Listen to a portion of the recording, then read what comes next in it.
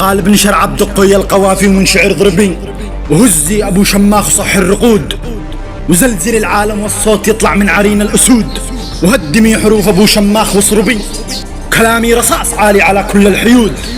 أنا أعرف إنك شاعر بس للأسف كلامك مخربط يا غبي، أما أنا بياتي تقرأ ما تعود، الشعر من قدي تعلمت والرجولة من أبي.